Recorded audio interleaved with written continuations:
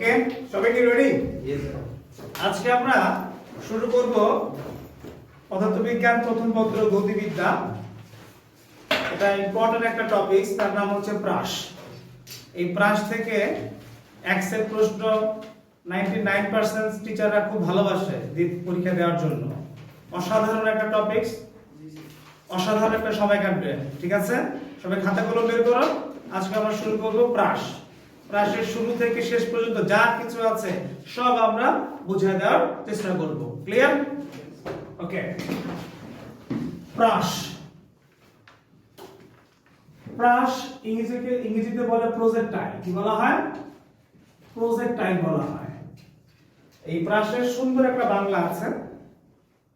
এই সুন্দর একটা বাংলা বলা হয় প্রক্ষেপক। কি বলা হয়? প্রক্ষেপক।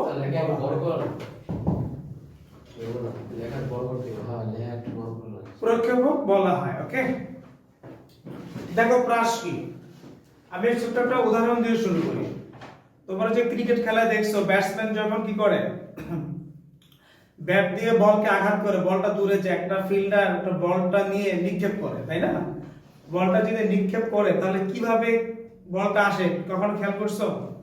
আবার যখন ব্যাটসম্যানরা 6 মারে, 6 যখন বাউন্ডারিতে যায়, তখন অ্যানিমেশনে দেখায় না, হাইলাইটসে দেখায় না যে বলটা এইভাবে গিয়ে পড়লো 86 মিটার 6। আমরা এই শেপটার সাথে খুব পরিচিত, রাইট? এই শেপটা কোন বস্তুকে থ্রো করলে, নিক্ষেপ করলে এইভাবে গিয়ে এইভাবে পড়ে, রাইট? তাহলে কোন বস্তুকে আমি নিক্ষেপ করব, কোন বস্তুকে আমি কিভাবে নিক্ষেপ করব মনে রাখতে হবে তির্যক ভাবে। কিভাবে? তির্যক ভাবে। তির্যক ভাবে মানে কি? 90 ডিগ্রি থেকে কম কোণে, 90 ডিগ্রি থেকে কি বলো, কম অ্যাঙ্গেলে আমি নিক্ষেপ করব, এটাকে বলা হয় তির্যক ভাবে নিক্ষেপ করা। তাহলে কোন বস্তুকে যদি আমি এই তির্যক ভাবে বা 90 ডিগ্রি কোণের কমে নিক্ষেপ করি, তাহলে বস্তুটা এইভাবে গিয়ে পড়বে। তাহলে প্রাস কোনটা? এই পথটার নাম প্রাস নাকি ঘটনার নাম প্রাস? মনে রাখবা, প্রাস হচ্ছে বস্তুটার নাম। যে বস্তুকে আমি নিক্ষেপ করব এই বস্তুর নাম প্রাস। মনে করো আমি একটা হাতির বাচ্চা ধরে নিক্ষেপ করলাম, তাহলে প্রাস কে হবে? হাতির বাচ্চার নাম হবে কি? তোমার প্রাস। তোমাকে যদি ধরে আমি যদি ধরে নিক্ষেপ করি, তাহলে তোমার নাম হবে কি? প্রাস। আর এই যে রাস্তাটা, যেই রাস্তা দিয়ে সে যাচ্ছে, এই রাস্তাটাকে বলা হয় প্রাসের গতিপথ। কি বলা হয় রাস্তাটার নাম? প্রাসের গতিপথ। সবাই সংজ্ঞা লেখা শুরু করে দাও। কোন বস্তুকে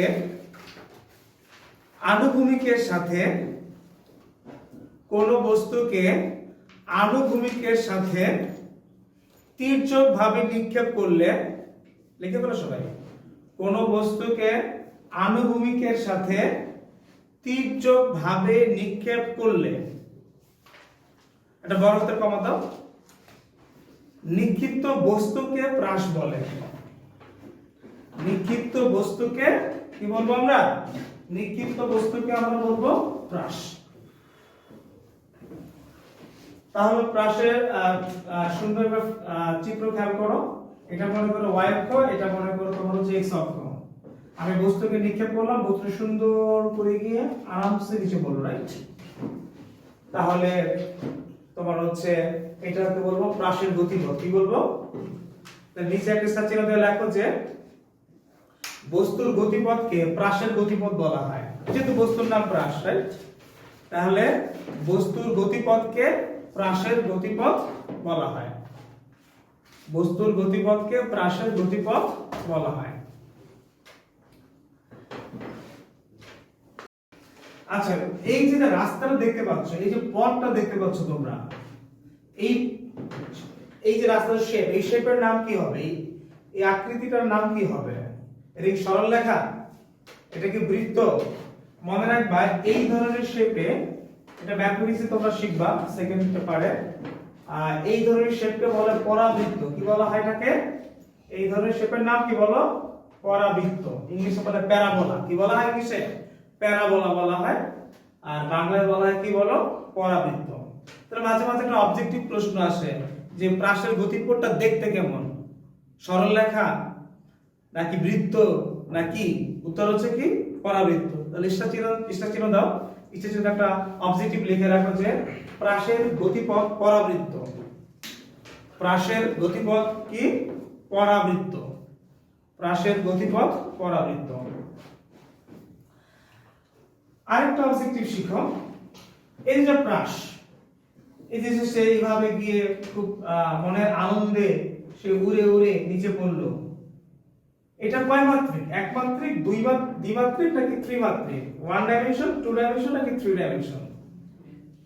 এই পথটা মনে রাখো, প্রাসের গতিপথটা সব সময় দ্বিমাত্রিক। কয় মাত্রিক? Two dimension. কেন? কারণ তুমি যে কোনো একটা পয়েন্ট চুজ করো, এই পয়েন্ট হোক, এই পয়েন্ট হোক, এই পয়েন্ট হোক, যে কোনো একটা পয়েন্ট চুজ করো, তাকে দেখো তুমি যদি খুঁজতে চাও তোমাকে কয়টা স্থানাঙ্ক লাগবে? x অক্ষ বরাবর x স্থানাঙ্ক, y অক্ষ বরাবর y স্থানাঙ্ক। দুইটা স্থানাঙ্ক দিয়ে আমি প্রাসের উপরে আমি যে কোনো বিন্দু ডিফাইন করতে পারতেছি না। এই জন্য বলা হয় প্রাসের গতিপথ কয় মাত্রিক? দ্বিমাত্রিক। একটা স্টার চিহ্নতে লিখে রাখো, এটা একটা অবজেক্টিভ, যে প্রাসের গতিপথ দ্বিমাত্রিক। প্রাসের গতিপথ কি বলো? দ্বিমাত্রিক। প্রাসের গতিপথ দ্বিমাত্রিক। এবার আমরা, আচ্ছা তোমরা প্রাস এই শেপটা আরেক জায়গায় দেখছো, নেচারে দেখছো, কোথায় জানো? যখন রংধনু সৃষ্টি হয়। রংধনু দেখছো কখনো?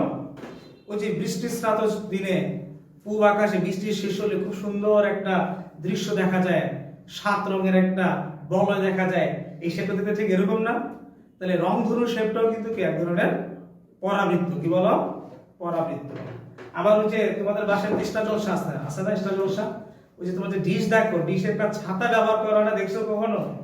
ওটা যে তারপরে যে বৃষ্টি আসলে ছাতি ইউজ করে, ওই আমব্রেলা না, এটা ডিশের ছাতা বলে। ওই শেপটাও কেমন বলো?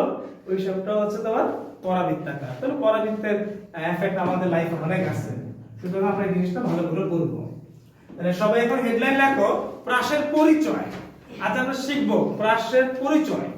সে কিভাবে আসলো, কোথায় তার জন্ম, কোথায় বেড়ে ওঠা, কিভাবে বা আজকে 2025 এ প্রাস নাম ধারণ করলো সে। প্রিয় শিক্ষার্থীরা, আমরা শিখবো প্রাসের পরিচয়। প্রাসের পরিচয় কি মনে হয়? প্রাস কি হিন্দু না মুসলিম, না বৌদ্ধ না খ্রিস্টান? না, প্রাসে এরকম কোন ধর্ম নাই। দেখো, মনে করো এটা হচ্ছে y অ্যাক্সিস। কি অ্যাক্সিস বলো? y Axis. এইটা হচ্ছে তোমার x অ্যাক্সিস। ভালো করে খেয়াল করো। আমি, এটা হচ্ছে আমার মূল বিন্দু, এর নাম দিলাম O। আমি একটা বস্তুকে নিক্ষেপ করলাম, এইভাবে গিয়ে সুন্দর করে মজা করে মাটিতে পড়লো, রাইট? এটা একটা প্রাস। এটা কি একটা প্রাস? দেখো, আমি যেই বিন্দু থেকে নিক্ষেপ করেছি এই বিন্দুকে বলা হয় পয়েন্ট অফ প্রজেকশন, নিক্ষেপণ বিন্দু। কি বলা হয় এটাকে? নিক্ষেপণ বিন্দু বলা হয়।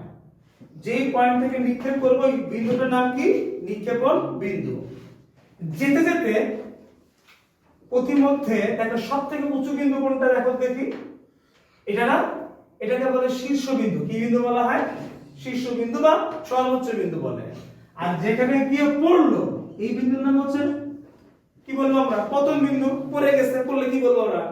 পতন বলবো, পতন হয়েছে, এই জন্য নাম পতন বিন্দু। তাহলে প্রাসের বিন্দু কয়টা? 3টা। কি কি? নিক্ষেপণ বিন্দু, শীর্ষবিন্দু আর কি বিন্দু? পতন বিন্দু।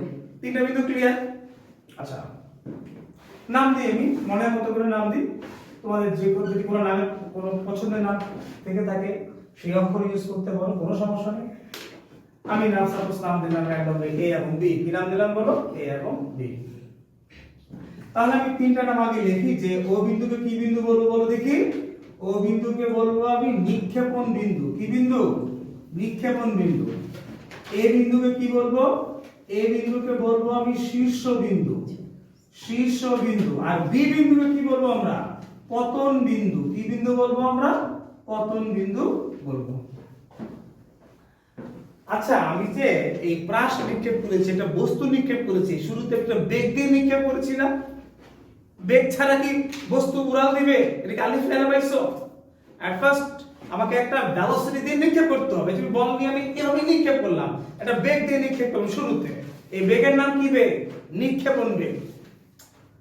এই বেগের নাম কি বেগ?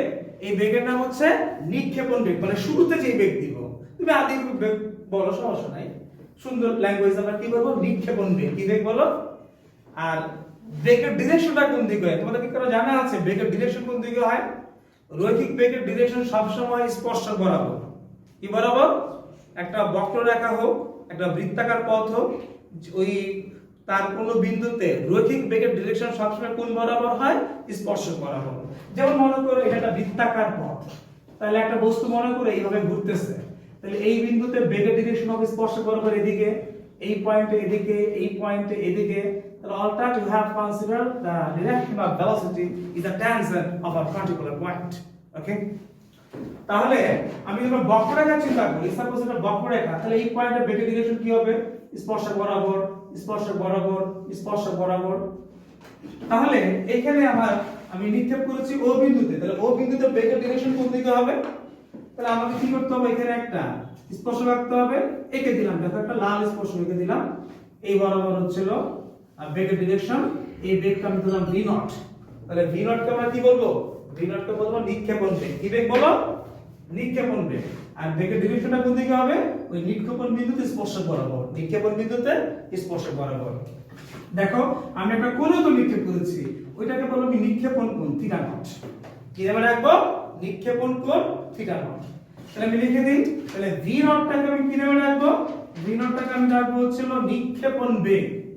v নট কে রাখবো আমি নিক্ষেপণ বেগ, আর থিটা নট কে রাখবো আমি নিক্ষেপণ কোণ। থিটা নট কে কি রাখবো? নিক্ষেপণ কোণ নামে রাখবো। দেখা আরো দুইটা পরিচয় আমাদের কাছে পেশ হয়ে গেল, রাইট? তিনটা বিন্দু আর হচ্ছে v নট আর থিটা নট। শিক্ষার্থীরা একটা জিনিস খেয়াল করো, এই যে ব্রাশ ও বিন্দু থেকে নিক্ষেপ করেছে, ও বিন্দু থেকে নিক্ষেপ করলাম, ওই বস্তুটা আস্তে আস্তে উঠতে উঠতে উঠতে উঠতে উঠতে যে শীর্ষ বিন্দুতে আসলো। তাহলে নিক্ষেপণ বিন্দু থেকে শীর্ষ বিন্দুতে যেতে একটা সময় লাগবে না? সময় ছাড়া কি জিন, যে সময় ছাড়া আমি চলে গেলাম, জিনেরও তো সময় লাগে, কারণ ইট টেকস সাম টাইম, রাইট? কিছু সময় না লাগবে।